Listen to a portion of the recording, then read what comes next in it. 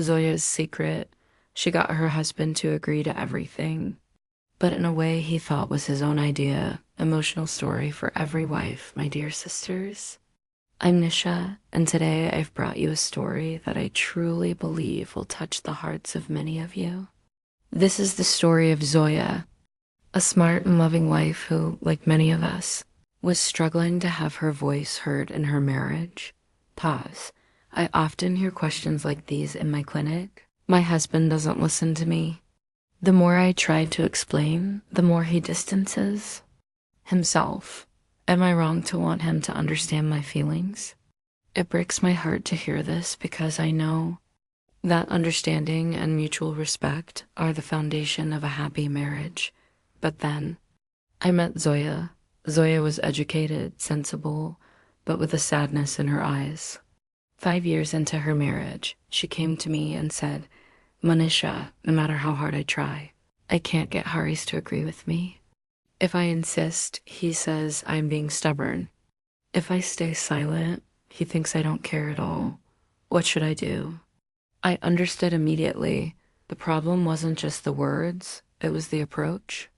I told Zoya, every time you present your desire as a battle, men don't like to be told what to do. They need to feel like they are making their own decisions.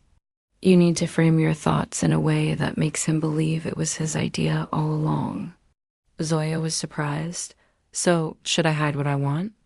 I smiled and said, no, my dear.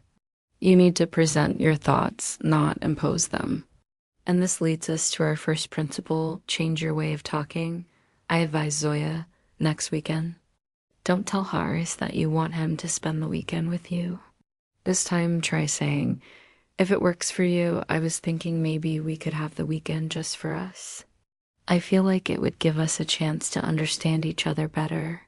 It was a small change, just a shift in phrasing. And for the first time, without any argument, Haris said, yeah, okay, that's a good idea. Zoya was stunned. This led us to our second principle. Understand your husband's self-respect. I explained to her, learn to understand your husband's self-respect. Every man wants to be seen as a leader, for his decisions to be valued. When you constantly try to correct him, he feels like you see him as weak. Zoya changed her strategy the very next day. Whenever Haris made a decision, Zoya would first listen, then ask, what was your thought process behind this decision? I want to understand your thinking. These words worked like magic. Haris felt respected. He started consulting Zoya himself. He began asking for her input, not because he was forced, but because he felt valued. And this brings us to the most crucial, the third principle. Don't demand obedience, foster feeling. Zoya said to me, I want Haris to obey my words. And I corrected her. No, you want him to feel your words. When feelings are truly communicated, distances disappear. One night, Zoya gently said to Haris, sometimes when you're distant, I feel a bit alone. All I want is to feel your presence, your time, when you're around. That night, for the very first time, Haris took Zoya's hand. He looked at her and said, I had no idea. Zoya learned that a smart woman never forces her will. She knows how to express her desires in a way that makes the other person believe it was their own idea. She never made Haris feel like he had lost, but rather that together they have found the best path. My dear friends, marriage isn't about winning arguments. It's about building understanding. It's about planting a seed of an idea with love and respect and watching it bloom into a shared decision.